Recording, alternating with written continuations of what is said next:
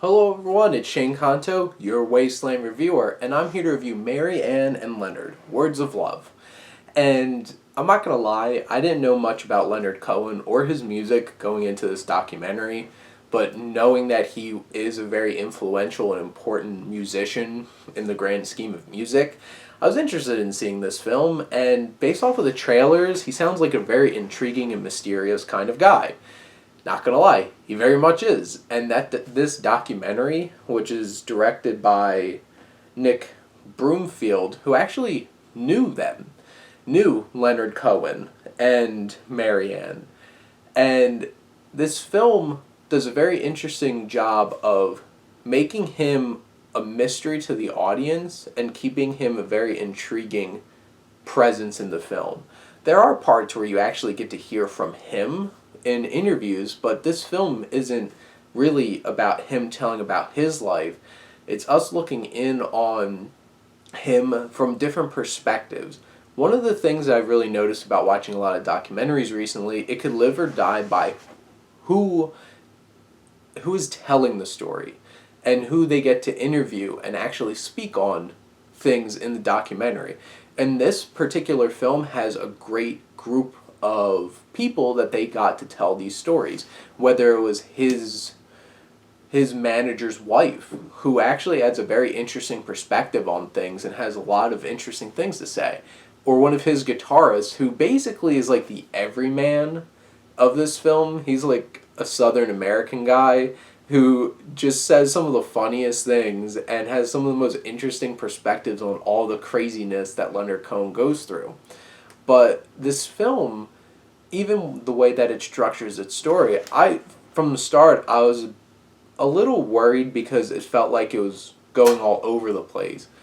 But it has an interesting way of piecing together the end at the beginning of the film and then obviously revisiting that at the end.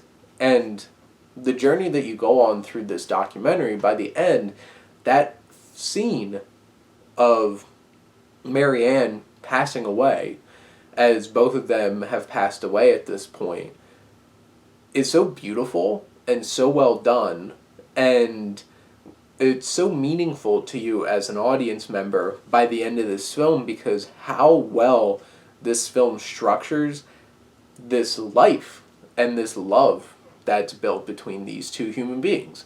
And seeing the influence that she had on him, you really feel that in this film. And they do such a great job of telling the story, but also not glossing over the negatives of this crazy over-the-top lifestyle that he lived. This is a man who spent years in a monastery, or years on tour where he was getting high as hell every single night to the point where it's like you basically never sober. And even from one scene describing one of his concerts, that his guitarist is just like, it felt like a pile of people having sex with their clothes on, and crazy things like this. But also showing the dark side of this lifestyle, this free love, and all the people's lives and children's lives that were messed up by it. It got dark, and I appreciated the fact that it didn't pull punches, because I've seen some documentaries where it seems very particular about how it's going to present things. And that's not a great thing when you're trying to do a documentary. And I'm very critical of documentaries that have an agenda and only show that one side of agenda. And to be perfectly frank, I know a lot of people are a huge fan of Michael Moore and his documentaries, but I can't stand them. And really, there's no other side to his documentaries. It's all just one perspective. Or even like the Pavarotti documentary that did a very bad job of painting him as a well-rounded, flawed person. This film paints Leonard Cohen as a very flawed person, and honestly, it's his flaws that make him even more interesting to the audience, and his story. And it's a fascinating story, and it's a very intriguing and unique love story between these two people. And also, just on a side note, this story of this place that their love became a thing, this place, Hell Hydra. Terrible joke.